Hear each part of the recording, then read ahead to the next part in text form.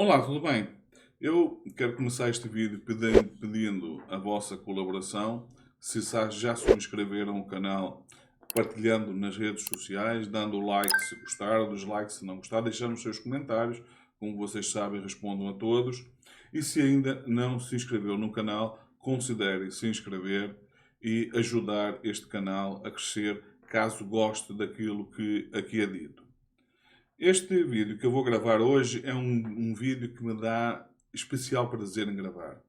Porque, sendo um vídeo dirigido a um bolsonarista e dirigindo a ele, estou-me a dirigir a todos os bolsonaristas, mas não só, evidentemente, também as pessoas que não têm essa visão do mundo que defende o bolsonarismo, nem que seja para ajudar a elas na argumentação, porque algumas coisas que eu vou trazer aqui são úteis para todos, inclusivamente para quem não pensa, não tem as mesmas convicções do bolsonarismo, mas me dá especial prazer por se tratar de um jovem.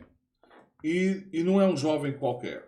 É um jovem que, embora eu não conheça pessoalmente, já tenho dele uma imagem extremamente positiva. Porquê? Porque, primeiro, pela imagem que a minha filha trouxe dele. A minha filha tem uma clínica de fisioterapia e está a tratar esse rapaz. E hoje, a tratar dele, puxou a conversa relativa ao Bolsonaro e ficou sabendo que ele é um defensor do bolsonarismo. Portanto, é uma pessoa que defende, acredita fortemente no bolsonarismo.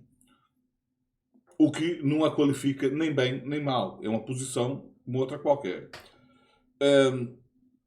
Mas porquê que eu tenho desse rapaz, mesmo sem o conhecer, uma imagem bastante positiva?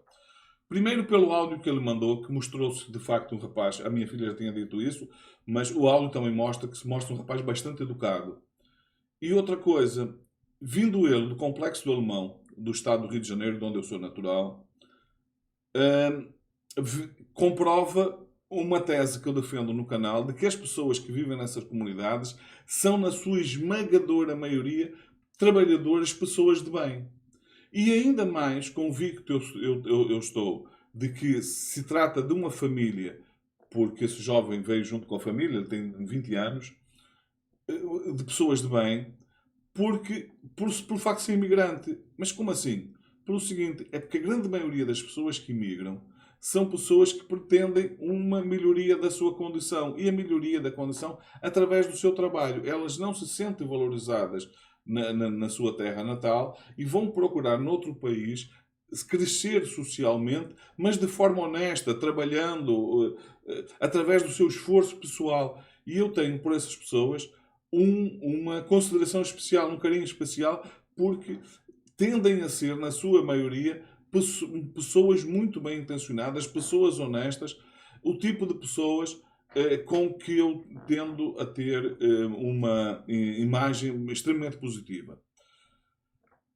E me dirigindo diretamente a esse rapaz, ele se chama Ítalo, eu quero me dirigir a todos os Ítalos do Brasil. E quando eu digo todos os Ítalos, são todos os jovens da sua faixa etária, mais velhos ou mais novos, que pensam da mesma maneira. Mas também quero me dirigir àqueles que pensam diferente do Ítalo, primeiro para que não se coloque nenhum rótulo numa pessoa, sobretudo num jovem, pelo facto de ele pensar, por ele ser bolsonarista. Se você não é bolsonarista, não coloque nenhum rótulo nas pessoas. Evidentemente, o mesmo serve para os bolsonaristas. Os bolsonaristas devem também, evidentemente, evitar rotular as pessoas. Isso é uma coisa muito mal que nunca se deve fazer, porque você, quando faz isso, isso tende para o preconceito, gerar preconceito. O que é o preconceito? É um conceito a priori. Você cria da pessoa uma imagem negativa, sempre negativa. O preconceito é sempre no sentido de um pré-conceito negativo. Raramente se fala de preconceito quando é um preconceito pela positiva, ou seja, um conceito previamente positivo. Normalmente não é assim. Na sua grande maioria, quando se fala de preconceito, está a falar-se de uma imagem negativa. E, inclusivamente, esse rapaz, ao vir do Complexo do Alemão, ele com certeza sentiu na pele esse tipo de preconceito da sociedade brasileira, sobretudo das pessoas do chamado asfalto, das pessoas que vivem na Baixa, de Copacabana, Leblon, Tijuca, que se ele chegasse lá e se apresentado como um jovem vindo do Complexo do Alemão, que as pessoas começassem a olhar logo para ele de forma diferente, porque tem, em relação às pessoas dessas comunidades, um preconceito negativo. Ele, portanto, muito provavelmente sentiu isso na pele.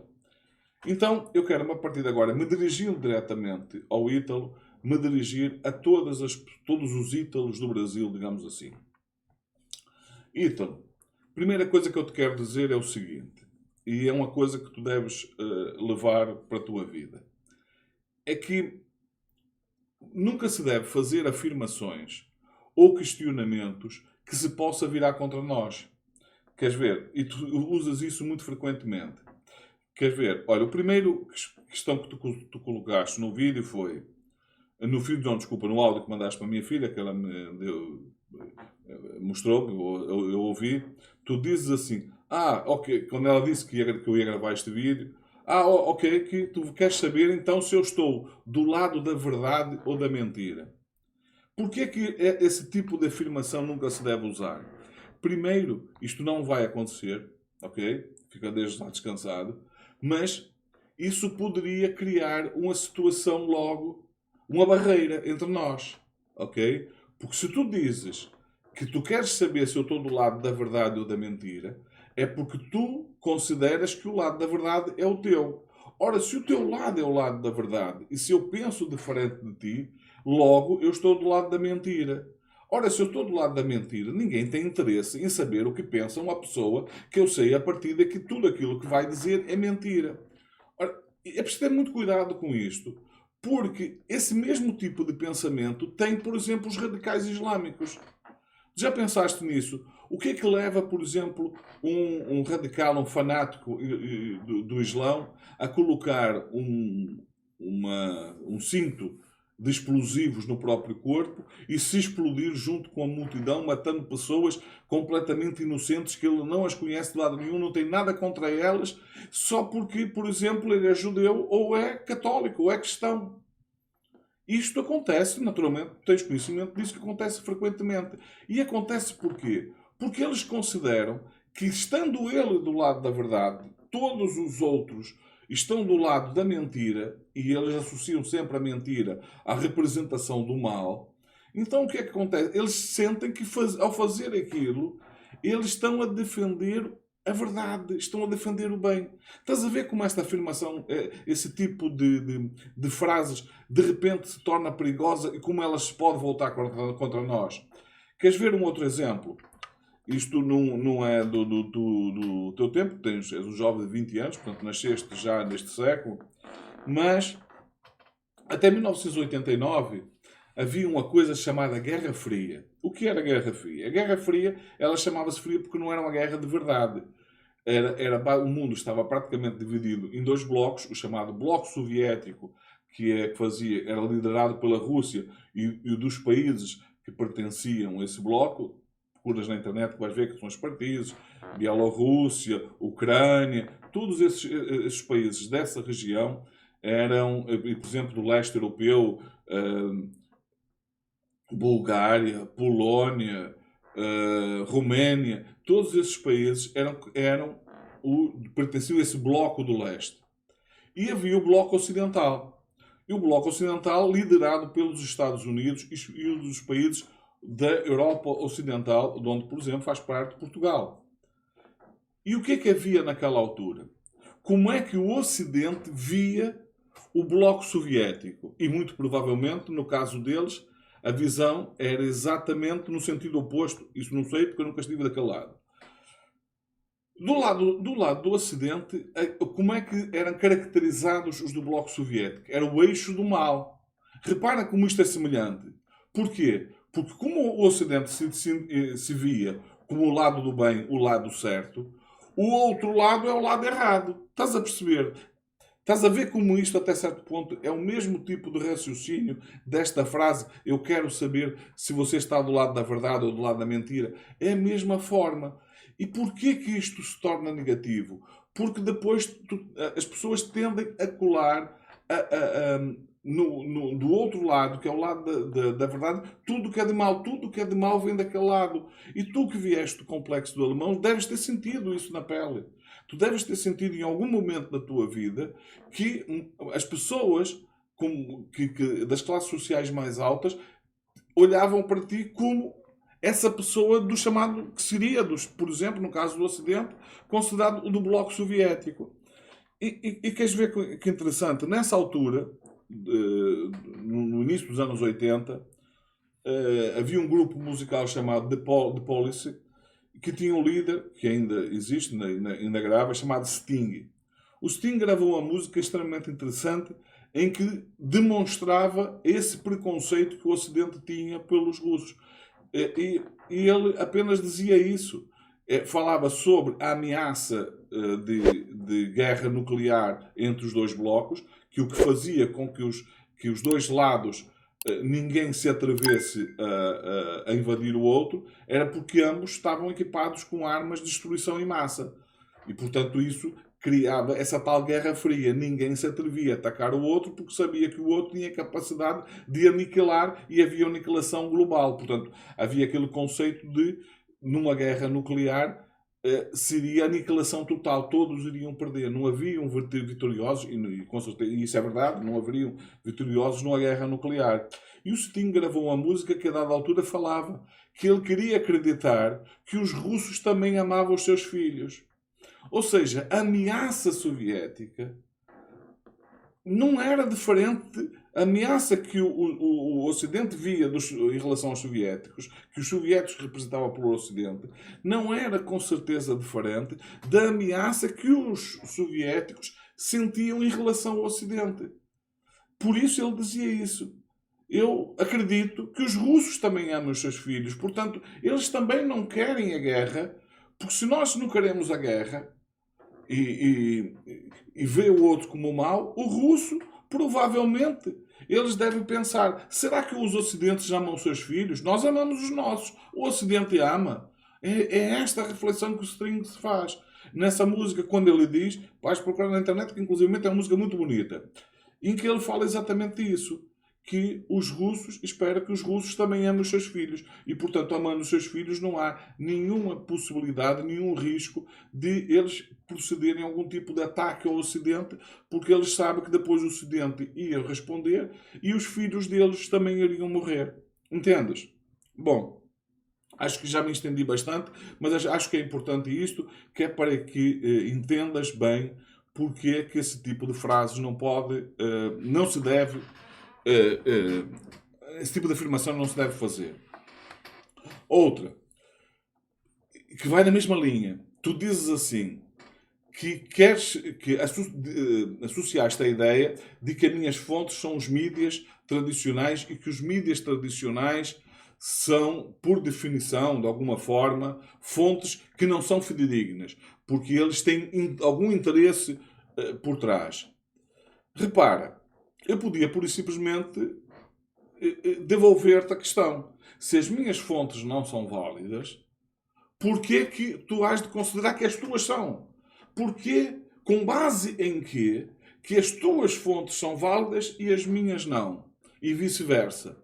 Agora, para te demonstrar que, de facto, não é assim como tu pensas que a coisa funciona, que eu não sou esse tipo de pessoa que ouve uma fonte e pura e simplesmente reproduz o que essa fonte diz, porque, embora não seja essa a tua intenção, eu acredito que não é essa a tua intenção, ao colocares a coisa desta maneira, a impressão que dá é que tu estás a dizer que eu sou uma pessoa manipulada. Eu sou uma pessoa que me deixei manipular pelos órgãos de informação tradicional, pelos mídias tradicionais, pela Globo, por exemplo.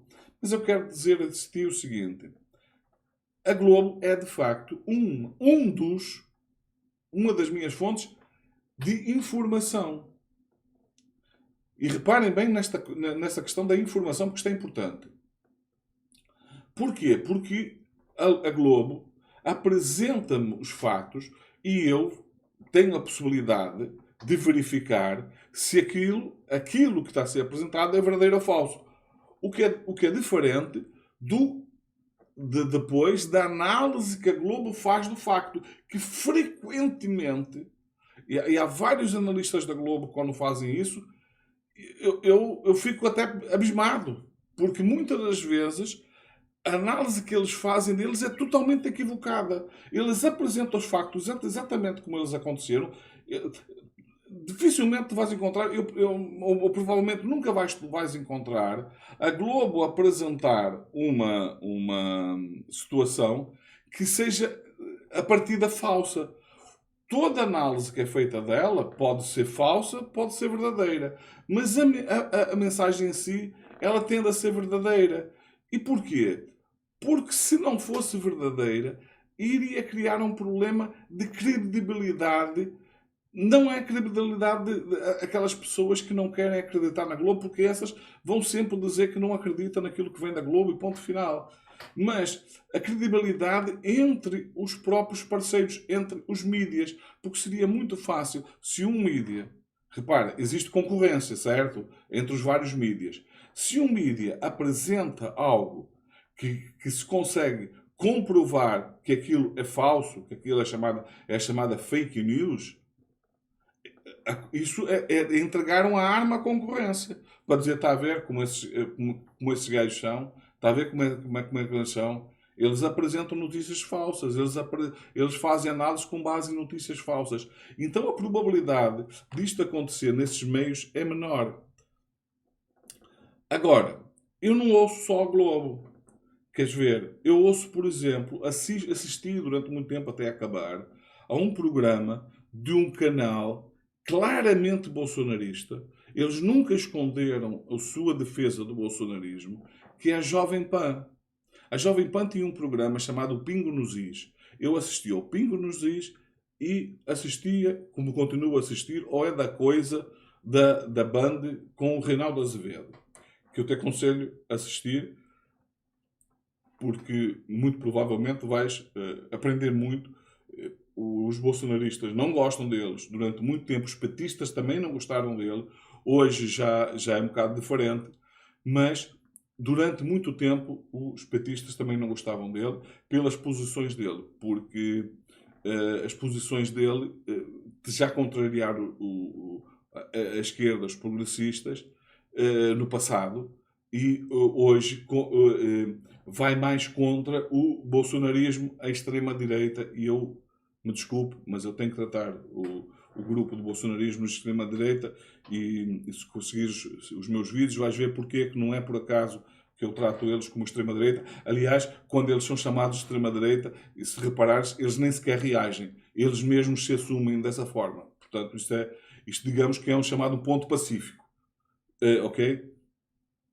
Então, como é que eu faço a minha análise? Eu pego naquela informação, ouço, evidentemente, a análise que as pessoas são feitas. Às vezes, naquelas análises, eu colho algumas coisas que me parecem úteis, tanto quando estão certas como elas estão erradas. Porquê? Porque aquelas que eu vejo que estão erradas, eu vou então pegar, analisar aquilo e buscar argumentos para mim próprio para demonstrar que aquilo está errado. E frequentemente trago vídeos no meu canal em que eu falo sobre isso. Eu falo dessas em relação a essas coisas e demonstro que análises que foram feitas sobre aquilo são análises que não têm nada a ver com a realidade, são falsas. A notícia é verdadeira, mas toda a análise que é feita não tem ligação com a realidade. E faço a minha própria análise. Você pode dizer, pronto, mas isso quer dizer que a sua análise está certa? Não, a minha análise é apenas a minha. Algumas pessoas hão de concordar, outras discordar, totalmente ou em parte, e por isso que eu tenho este canal e por isso que eu peço às pessoas para deixar os seus comentários para saber até que ponto eu tenho ajudado as pessoas de alguma forma e de que até que ponto, como as mensagens têm chegado do outro lado. Por isso é outra questão que deves ter muita atenção, porque de repente estás a ver, a coisa vira-se contra ti. Porque tu, quando questionas a fonte dos outros, tu estás a partir do princípio que só existe uma fonte fidedigna, mais uma vez que é a tua. E isto, mais uma vez, conduz a quê? Conduz ao fanatismo, conduz a essas pessoas que cantam hino nacional e rezam para pneu, que dão com o celular sinais de luzes para ETs descer na Terra. Pensa um bocadinho. Tu achas que essas pessoas estão no seu perfeito juízo? Achas natural que uma pessoa no meio da rua comece colocando um celular em cima da cabeça? Já deves ter visto estes vídeos, dando sinais para ti, para descer a terra, para... Enfim, ou aquele sujeito que se amarrou à frente de um caminhão e foi pela estrada fora, amarrado a um caminhão. Ou então, um caso bem mais grave de uma pessoa que se deixou fanatizar de uma forma absurda, típica, por exemplo, de um radical islâmico, que, não sei se ouviste falar, chamado Tio França. O Tio França era um senhor de Santa Catarina que se equipou também exatamente como esses radicais islâmicos, com bombas na cintura, e foi para a frente do STF com o objetivo de entrar lá e se explodir lá dentro.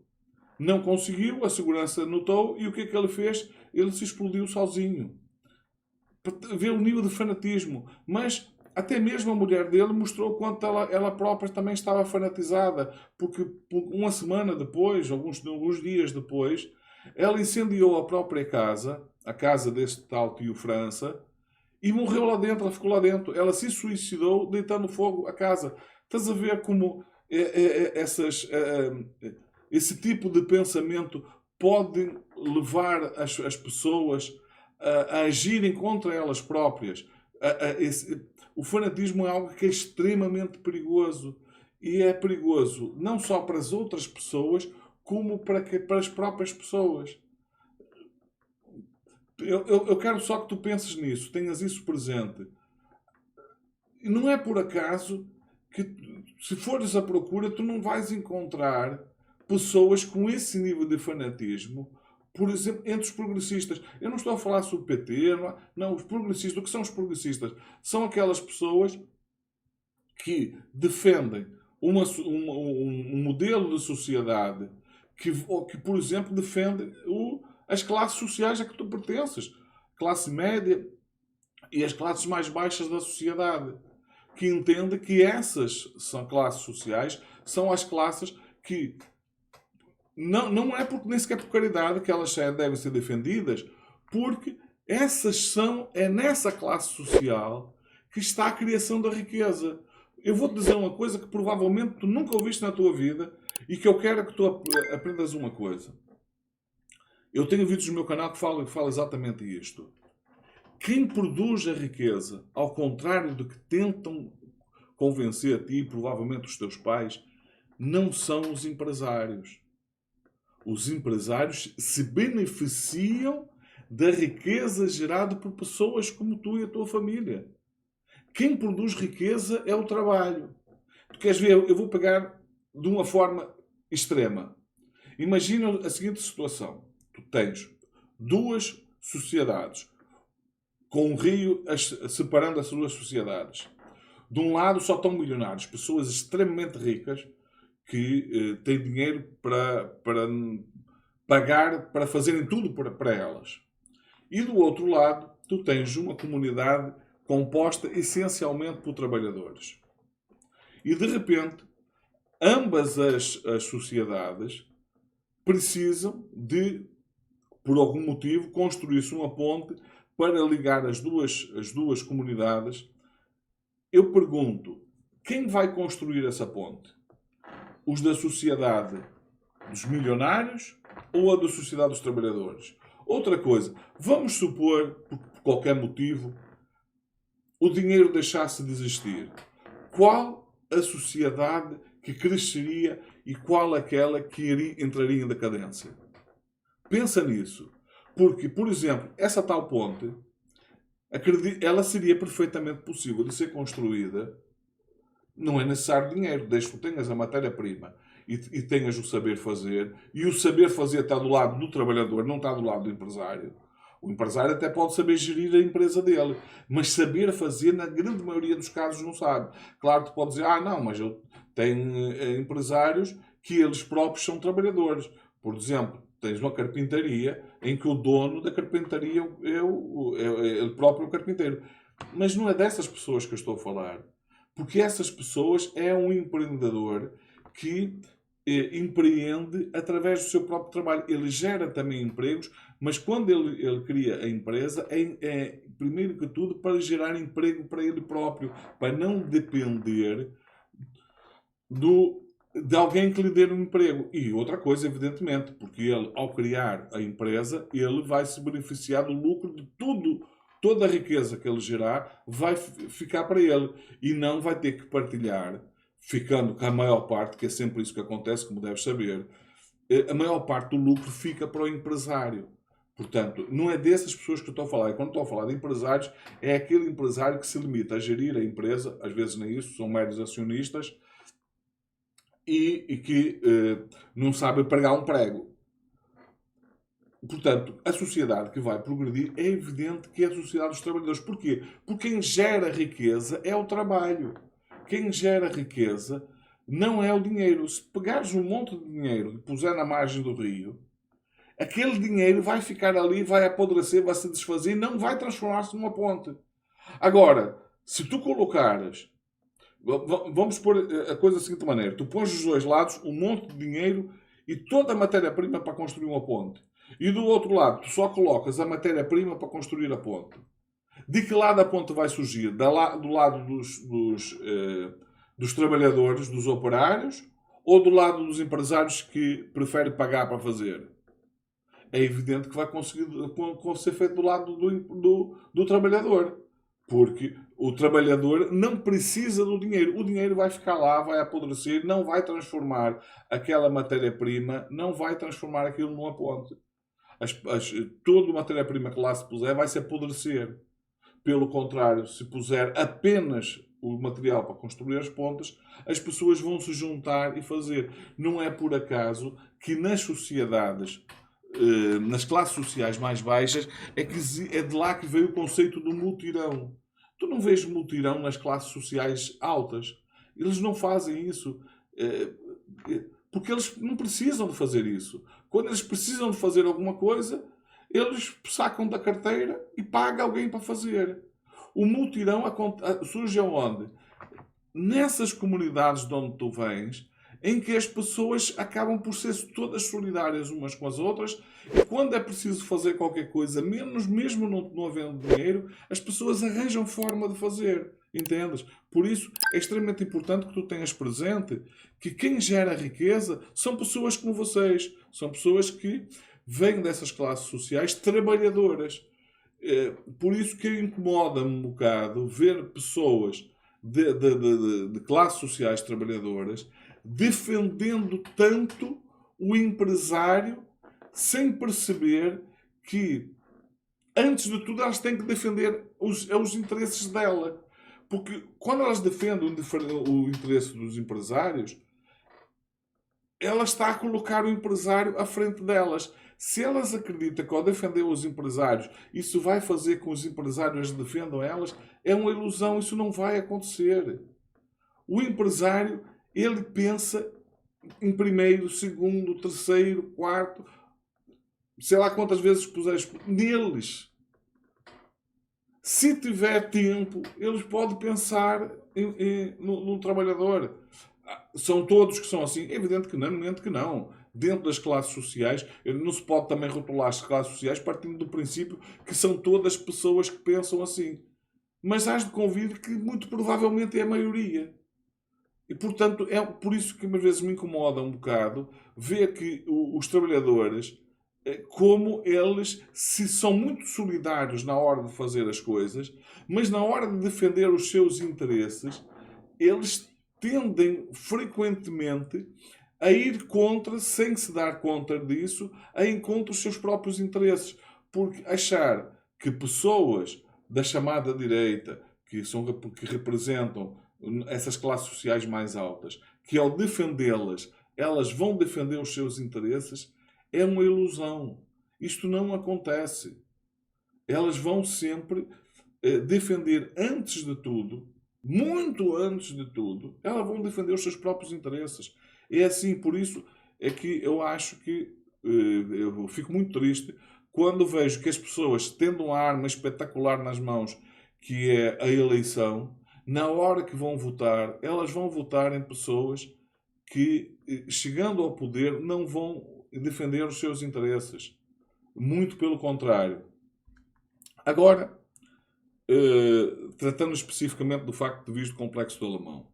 Há outra coisa que muito provavelmente tu sabes que aconteceu, é que a extrema-direita, querendo associar a esquerda e o PT especificamente com o crime organizado, só pelo facto do Lula ter posto um boné com CPX, eles disseram que CPX queria dizer compincha, que queria dizer que o Lula, de alguma forma, tinha ligação com o crime organizado, exatamente na região que tu vieste do Complexo do Alemão. E vindo tudo no Complexo do Alemão, com certeza sabes que CPX quer dizer complexo.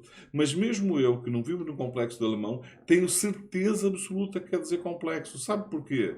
Porque compincha se escreve com CH. Tão simples quanto isso. É tão simples quanto isso. Complexo se escreve com X. Compincha com CH. Ok? Pronto. Em relação a isto que eu te falaste sobre Bolsonaro ser preso, terrorismo que armaram contra ele. Bom, embora eu já tenha um conhecimento de como a coisa se deu, eu fui-me refrescar em relação a isso e fui mais uma vez investigar como é que a coisa realmente aconteceu. E, portanto, se eu fiz isso e cheguei a essas conclusões, tu provavelmente, se fizeres o mesmo, vais chegar às mesmas coisas. Porque a fonte é a mesma, é a fonte que está disponível na internet. E o que é que eu descobri? Eu descobri que essa condenação foi em 1988, portanto não eras nascido ainda, e que havia um general chamado Leónidas Pires Gonçalves que inicialmente defendia o Bolsonaro. Entendia que não havia provas de que o Bolsonaro tivesse feito nenhum tipo de atentado, se voltando contra a revista Veja, que foi a revista que trouxe essa questão, que levantou, como se diz aqui em Portugal, levantou essa lebre. E esse general se voltou contra a revista. Até que a revista pegou e apresentou a eles as provas, inclusivamente o esquema desenhado pelo Bolsonaro, que foi encontrado no quarto dele, foi encontrado junto com as coisas dele, um esquema de uma bomba cujo objetivo era fazer explodir a adutora do Rio Guandu. Isto é fato, não é história. Outra coisa, ele passou por duas fases de julgamento. Na primeira fase, ele foi por unanimidade considerado culpado. Na segunda fase, e isso é tribunal militar, portanto, era um tribunal de militar como ele, portanto, pessoas que fazem parte digamos, do mesmo grupo. Portanto, não foi ninguém de fora que tivesse alguma coisa contra o Bolsonaro, até porque nessa fase ninguém sabia quem era Bolsonaro. Ele era um tenente, não era capitão, era um tenente do Exército. Portanto, um ilustre desconhecido, que só era conhecido dentro do meio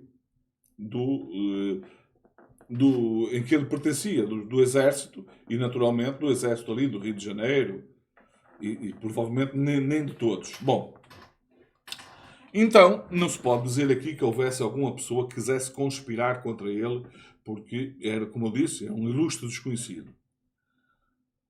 O que é que aconteceu?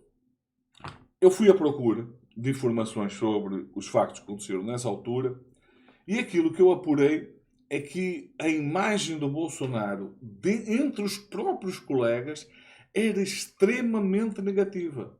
Eles diziam que ele tinha o objetivo de liderar os oficiais de baixa patente como ele. Só que ninguém queria conversa com ele. Porque eu descobri coisas como esta. Eles diziam dele o seguinte: que se tratava de uma pessoa com grave desvio de personalidade, ok? Isso é com aspas, portanto, é o que as pessoas diziam,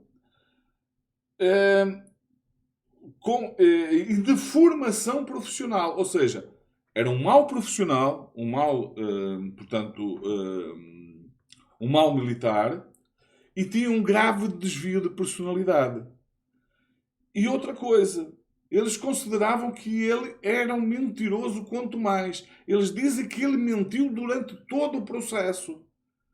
E agora eu ponho aqui um parênteses para tu veres como isto muito provavelmente é verdade.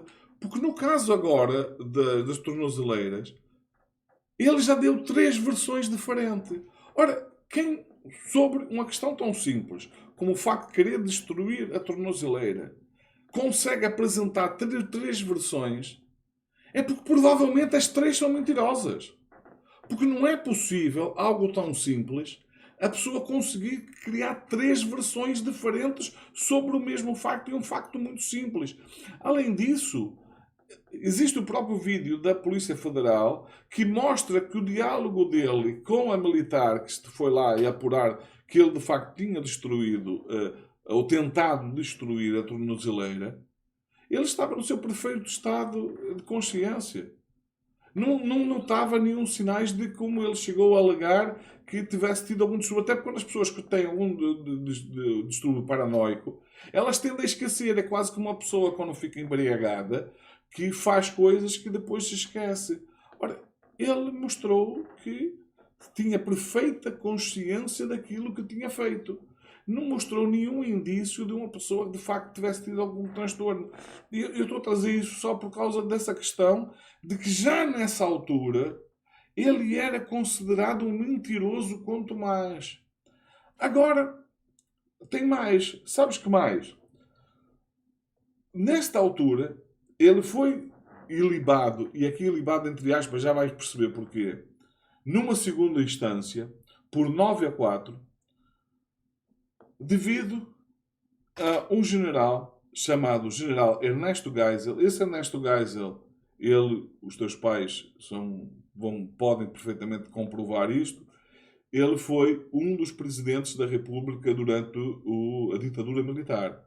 Nesta altura ele já tinha passado a reserva e ele era como todos esses generais desse tempo e de todos os tempos, eles tendem a ser assim, eles são muito zelosos em relação à imagem das Forças Armadas. E o general Geisel disse isso entre aspas, ou seja, quando se diz entre aspas nesse sentido, quer dizer que é literalmente, com as palavras ditas exatamente desta forma. Foi assim que o general Geisel se referiu ao Bolsonaro. Esse sujeito, repara como ele começa, esse sujeito, ele está a falar de um militar, ele está a falar de um oficial, um tenente ainda, não era capitão ainda, como este sujeito. Já vê aí como o general via ele, tinha dele uma imagem extremamente negativa. É um mau militar, ou seja, comprova aquilo que os próprios colegas dele, oficiais de baixa patente como ele, também tinham dele. Também diziam que eles tinha deformação profissional. No caso do Geisel, ele diz mesmo abertamente que era um mau militar. Mas não podemos condená-lo para não desmoralizar o exército. Ou seja, embora o general Geisel gostasse mesmo era de ver na cadeia e expulsá-lo do exército, o que lhe incomodava realmente é que esse julgamento estava a minar a imagem das Forças Armadas perante a população. Então ele resolveu intervir nos bastidores, no sentido, vamos resolver isto da seguinte maneira. Vamos dar-lhe o título de capitão e enviá-lo compulsoriamente para a reserva. Repare, ele tinha 33 anos. Ele estava longe da idade de passar para a reserva. E tu podes dizer assim, mas isso, se ele foi considerado inocente, aí eu te peço para refletir o seguinte, ele tinha 33 anos e ele passou compulsoriamente para a reserva. Repare, Se ele era inocente, por que é que ele não foi reintegrado nas Forças Armadas? Concordas comigo que isso seria natural? Se aquelas pessoas que votaram pela inocência dele realmente acreditassem que ele fosse inocente, pura e simplesmente teriam reintegrado. Só que eles não queriam vê-lo no exército nem pintado. Porque a imagem que ele tinha nas Forças Armadas era de tal forma negativa que aquelas pessoas queriam se livrar dele porque eles viam que ele era um elemento nocivo ao exército. Podes dizer assim, não, mas tudo que estás a dizer é mentira, não acredito em nada disso. Eu acho que fazes muito bem. Porque, agora, não fiques, eu não acredito em nada disso, nem quero saber porque eu já sei tudo. Não, investiga, procura saber, põe em dúvidas isso e faz a tua pesquisa. Faz a pesquisa tu, pelos teus próprios meios. Se precisares de alguma ajuda, algum link, fala comigo que eu te envio. Porque vais encontrar essas mesmas coisas que eu encontrei com relativa facilidade. Muito bem. Depois voltas àquela coisa, a cair no tal erro de fazeres perguntas que não se deve fazer, porque, mais uma vez, elas se voltam contra ti. E qual foi a pergunta que tu colocaste? Que tu querias saber aonde é que eu estava quando o Bolsonaro foi eleito em 2018.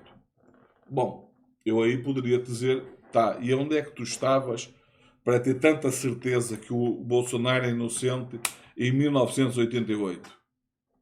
Já viu como é fácil? Estás a ver como é fácil uma pergunta se voltar contra ti por... São as tais perguntas que não se podem fazer, porque elas se voltam contra nós. E depois tem outra coisa. Se nós partimos do princípio que só pode falar sobre algo quem, de alguma forma, teve conhecimento factível, ou seja, esteve lá no local quando as coisas aconteceram, nós temos um problema muito grande. Muito grande. Como é que tu podes ter certeza que Jesus Cristo existiu se tu não viveste no tempo de Jesus Cristo? Já pensaste nisso? Vamos partir do princípio que só podem falar sobre algo quem viveu aquilo. Tu não podes dizer isso. Mas queres ver mais? Vamos voltar aos nossos tempos, aos dias de hoje. Se eu em Portugal não posso falar do Bolsonaro porque estou longe do Brasil, tu naquela altura estarias no Complexo do Alemão. Aonde é que estava o Bolsonaro? Também estava no Complexo do Alemão? Era uma pessoa da tua relação pessoal? Já vistes que mesmo tu estando no alemão, na prática, o teu conhecimento daquilo que o Bolsonaro fazia ou deixava de fazer, as fontes para tu saberes disso não são diferentes das minhas? Eu também não estava lá, não estava por exemplo, quando foi do assassinato da Marielle, caso tu não saibas, os assassinos saíram do condomínio onde vive o Bolsonaro. Isto quer dizer que eu estou a dizer então que o Bolsonaro esteve envolvido na morte da Marielle? Não, não estou a dizer. Não necessariamente. Mas has de concordar comigo que é uma coincidência muito grande os dois milicianos, e evidentemente eu não estou falando de miliciano à toa, porque é conhecido a relação próxima que o Bolsonaro tem com as milícias do Rio de Janeiro. Os dois milicianos, repara, segundo a coincidência, que saíram do condomínio onde vivia o Bolsonaro no dia que ocorreu o assassinato da Marielle Franco. Isto prova que o Bolsonaro teve participação no crime. Até agora, não. Até agora, não. O único indício nesse sentido foi uma coisa que não está muito bem esclarecida, que foi a primeira declaração do porteiro desse condomínio, que falou que na altura, quando esses milicianos chegaram, eles pediram para falar com o Sr. Jair. E depois, mais tarde, esse porteiro foi voltaram a questionar o Bolsonaro, e lembramos que isso, quando ocorreu, o Bolsonaro estava na presidência da República, tinha, portanto, uma influência muito grande que ele nunca escondeu. Há aquele vídeo na internet, com certeza já vistas, em que ele fala que eu não vou deixar ferrar com a minha família, e não foi ferrar o termo que ele usou, como tu sabes, foi um termo muito mais forte que isso. Repara, quando alguém diz isso, está a dizer o quê?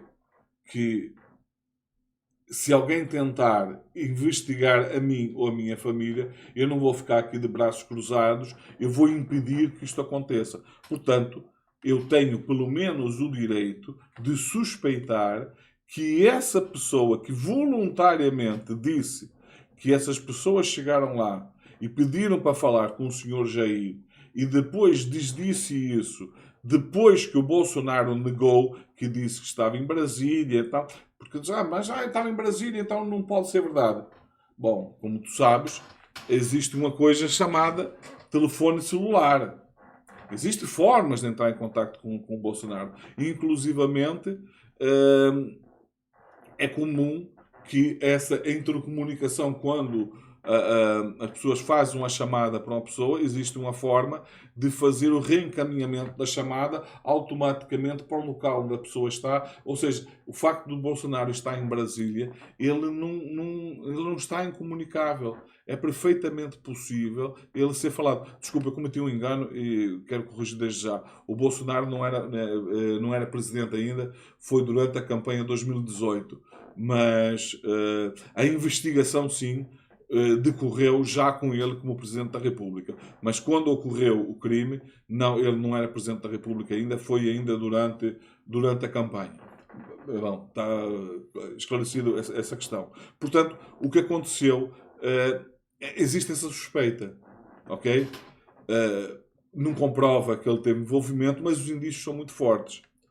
Outra coisa que tu não falaste, mas tu com certeza, pelo aquilo que tu falaste, não terás nenhum problema em concordar com as pessoas que dizem que o Lula é ladrão.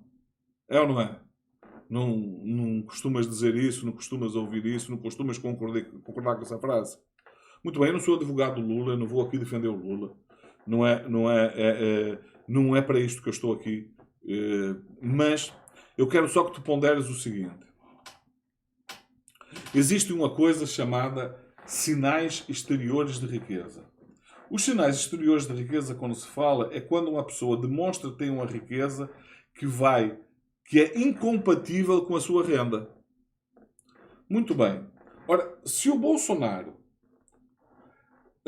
foi um militar de baixa patente até aos 33 anos, a partir dos 33 anos ele sai do militar, e a única coisa que se sabe que ele fez na vida a partir daí foi política, e política que ele só chegou à presidência agora, mas durante quase toda a sua trajetória política foi um chamado político do baixo clero, que é aquele político que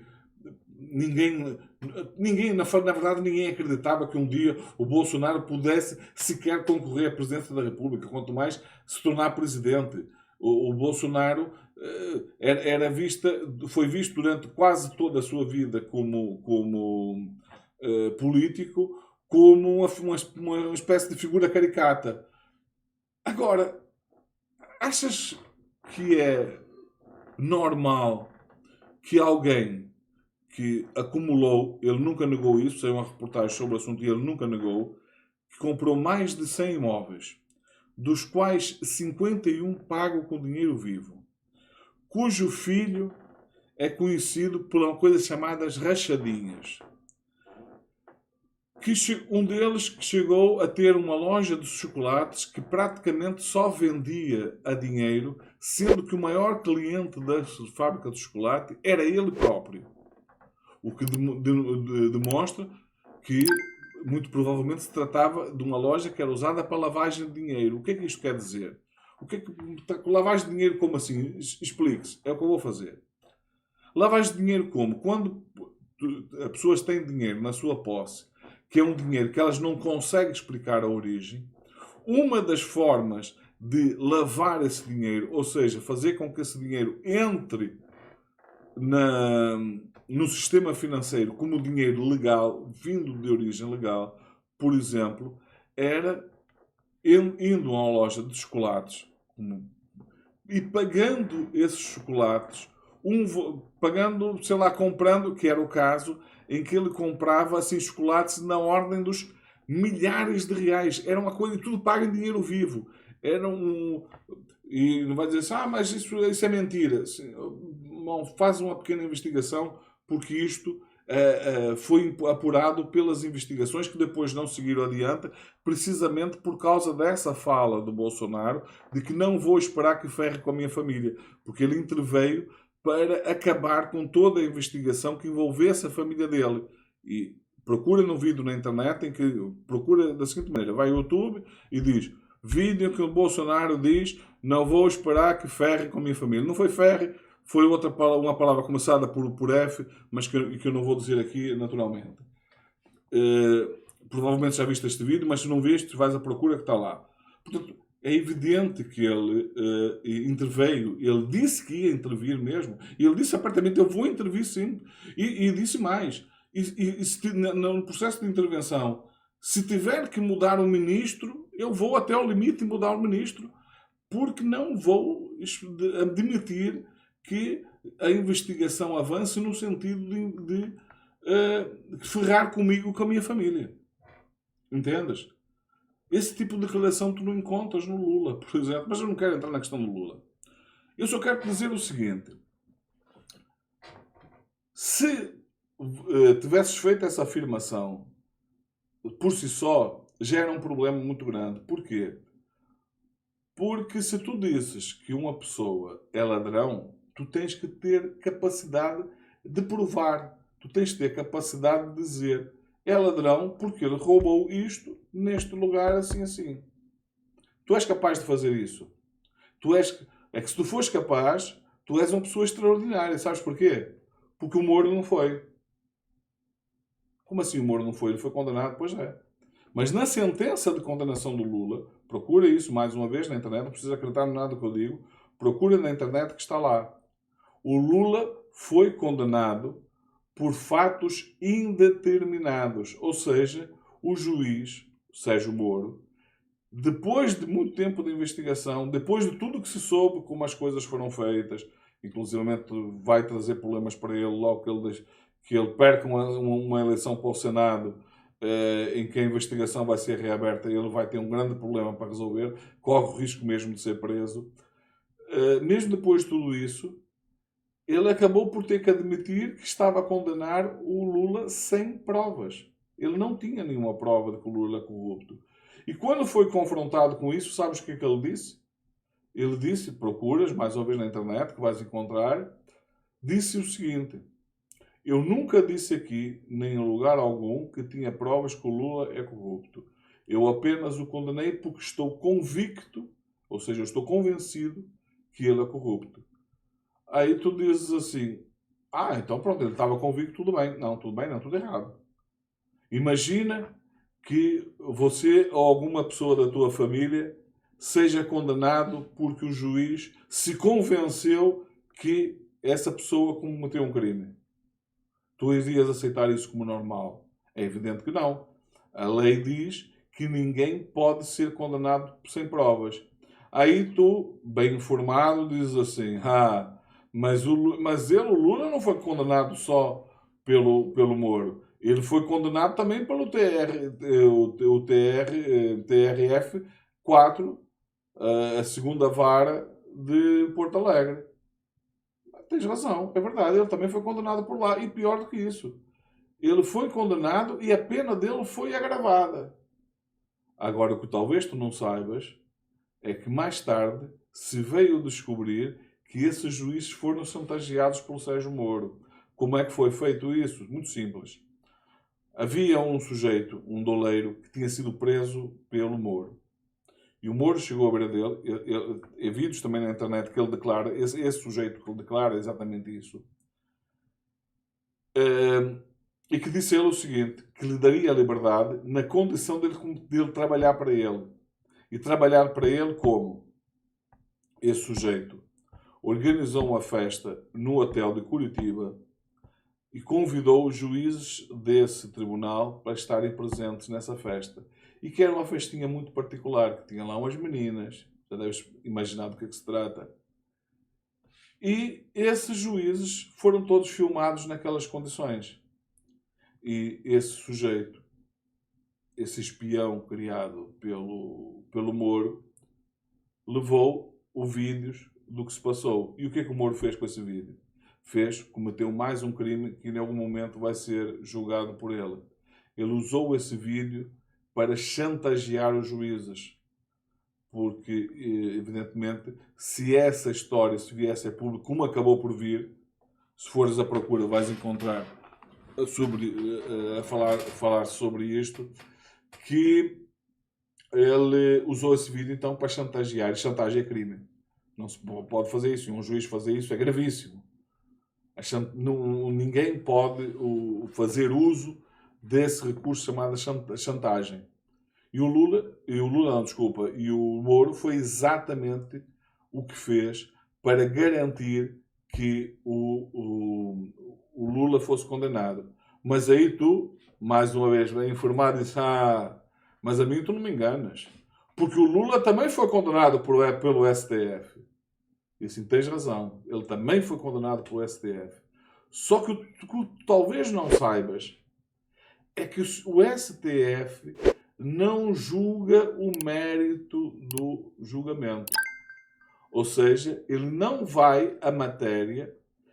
Quando essa questão chega ao Supremo Tribunal, o Tribunal não vai avaliar a sentença e fazer um novo julgamento com base nas provas e tudo isso, porque esse trabalho já foi feito pela primeira e segunda instância.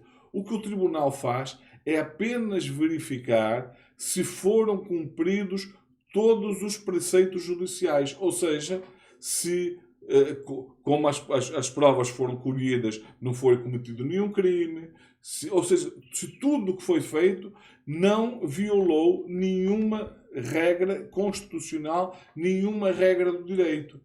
Ele já não vai ao mérito se a sentença é justa ou não. Foi isso que o Supremo Tribunal decidiu.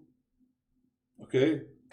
E outra coisa, já agora, é que nessa altura o Lula foi preso a partir de condenação em segunda instância. Coisa que não aconteceu com o Bolsonaro. Porquê? Porque o STF reviu essa posição e voltou ao entendimento antigo que a pessoa só pode ser condenado depois do trânsito em julgado. O que é que quer dizer isso do trânsito em julgado? Quer dizer que só depois de ter-se esgotado todos os recursos possíveis é que o réu pode, a condenação, caso seja criada, o réu pode ser condenado e pode começar a cumprir a pena. Tanto que o Bolsonaro está preso agora, mas está preso preventivamente por causa da história de tentar destruir a tornozeleira e por causa da manifestação organizada pelo filho, que ele fala em oração, mas eu te aconselho a ir ouvir o vídeo daquilo que ele fala e como ele fala, e vai ver que aquilo tem muito pouco a ver com oração. Ele fala abertamente num combate contra a injustiça, ou seja, ele usou o mesmo tipo de narrativa que foi usada durante o período em que as pessoas foram para as frentes dos quartéis pedir intervenção militar. Inclusivamente, ele, agora, o filho dele, o Flávio, está a correr um risco muito grande de ser agora julgado porque ele, pelos mesmos motivos que foram julgados aqueles que foram condenados pelo 8 de janeiro, porque ele está a fazer exatamente a mesma coisa que foi feito nessa época, que foi levar as pessoas a ir para a frente do condomínio onde está o Bolsonaro, numa ação muito semelhante àquela que conduziu ao 8 de janeiro.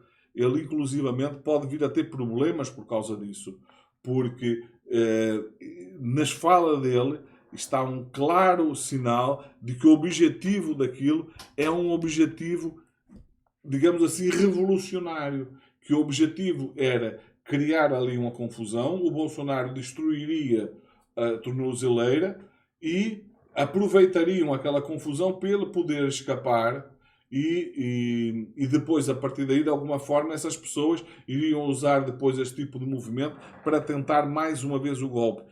Mas não precisa acreditar naquilo que eu disse, vai ouvir o que ele diz e vê se ali aquilo que menos se fala ali é em oração. Quase tudo que se fala ali tem a ver com esse objetivo. Além disso, mais uma vez, nós estamos no âmbito das coincidências. Coincidentemente, no dia em que é convocada essa manifestação para a frente do condomínio do Bolsonaro, nesse mesmo dia, o Bolsonaro tenta destruir a tornozeleira. Claro que tu podes dizer que isso é mentira, mesmo vendo as imagens, mesmo ouvindo o Bolsonaro a dizer que usou um ferro de soldar para tentar destruir. Só que aí a coisa complica, porque a partir daí tu até podes querer me convencer que a Terra é plana, e porque se eu te disser que a Terra é redonda e que gira à volta do Sol, tu podes dizer que eu estou mentindo. Ou seja, é sempre possível, por mais evidências de que as coisas sejam no determinado sentido, é sempre possível negar. Negar é muito fácil, não é? É muito fácil. Provar que as coisas são de determinada maneira pode ser difícil. Mas negar não. Negar é só dizer que não acredito. Não é assim, não é mentira. Negar é das coisas mais fáceis que existem. O difícil é o contrário, é demonstrar as coisas exatamente como elas são. Este vídeo já ficou muito maior do que eu esperava. Espero ter respondido a ti, Ítalo, e a todos os ítalos do Brasil.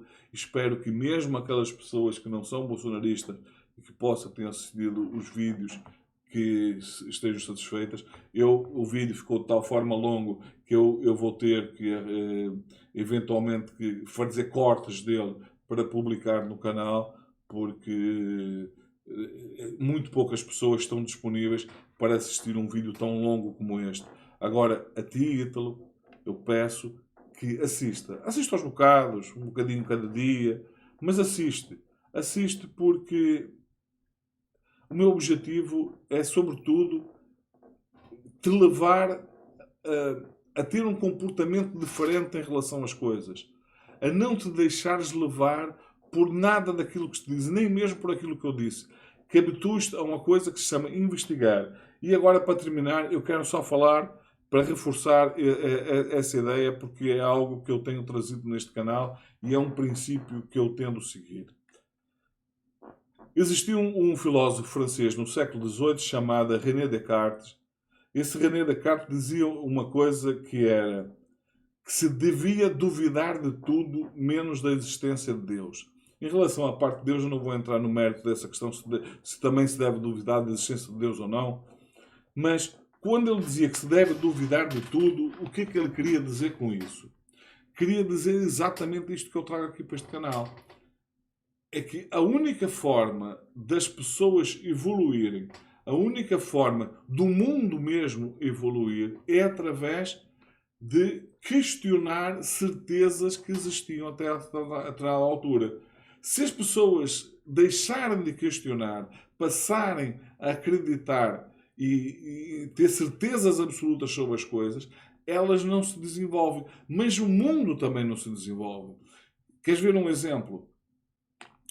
Quando Galileu Galilei construiu o primeiro binóculo, antes dele já tinha havido um sujeito chamado Copérnico que foi queimado na fogueira por dizer que a Terra gira à volta do Sol. Até aí havia crença, e que quem dissesse o contrário disso era considerado herege e que era queimado na fogueira pela Inquisição, que a Terra era o centro do universo e que todos os astros giravam à volta da Terra. Copérnico negou isso, tentou demonstrar que não era assim, e como ele manteve essa ideia dele até ao fim, acabou por queimar na fogueira. O Galileu Galilei fez a mesma coisa e deu um passo adiante e construiu um binóculo para mostrar às pessoas. Vejam, inclusivamente ele mostrou outras coisas que não se admitia, que havia Lua em Saturno, havia uma série de coisas. Portanto, ele, através do binóculo, e as pessoas os ministros, o Papa, os cardeais, se negavam a olhar para aquilo. Eles consideravam que aquele aparelho, de alguma forma, era um aparelho do mal. Porquê? Porque eles acreditavam, por exemplo, que a Lua era uma bola de cristal e que tinha luz própria. Ora, através daquele mini telescópio criado por Galileu, conseguia ver que não, que a Lua tinha crateras e que a Lua era era um planeta rochoso muito parecido com a Terra. Mas como havia certeza absoluta, nem sequer se admitia isso. E quem pensasse diferente ia ser morto. Agora, aonde é que eu quero chegar com a questão da dúvida? É que o Galileu só dá esse passo porque ele se atreveu, entre aspas, a colocar em dúvida. Espera, existe essa certeza que é assim? Será que é assim mesmo? E vamos tentar descobrir se é assim mesmo. E acabou, nessa tentativa de tentar descobrir, ele descobriu que era o contrário. Que não era assim. Quem tinha razão era o Copérnico, que de facto ele conseguiu demonstrar que era o Sol que o centro do sistema solar e que a Terra girava à volta do Sol e todos os outros planetas giravam igualmente à volta do Sol. E depois aqui, só a título de curiosidade, há uma história que se conta que quando foi do julgamento dele, ele foi obrigado a admitir que estava errado. Caso, se ele não fizesse isso, ele iria acabar na fogueira como o Copérnico.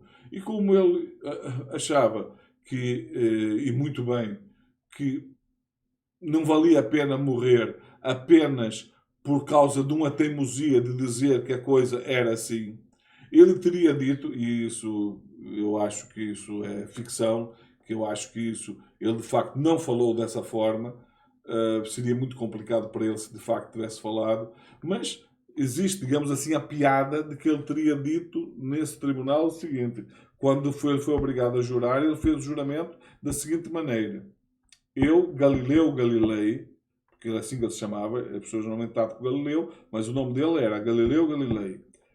Eu, Galileu Galilei, juro e jurarei que a Terra está parada, entre aspas, mas ela anda. Parece que foi assim, diz que foi assim que ele falou. Eu, Galileu Galilei, juro e jurarei que a Terra está parada, mas ela anda. Bom, ficam então por aqui. Espero que vocês tenham gostado do vídeo, que partilhem nas redes sociais, dê o like se gostou, dislike se não gostou, deixe os seus comentários. E Ítalo, espero que também tenhas chegado até aqui, que tenhas assistido este vídeo todo, porque evidentemente me deu bastante trabalho gravar, mas também me deu um imenso prazer fazer isso.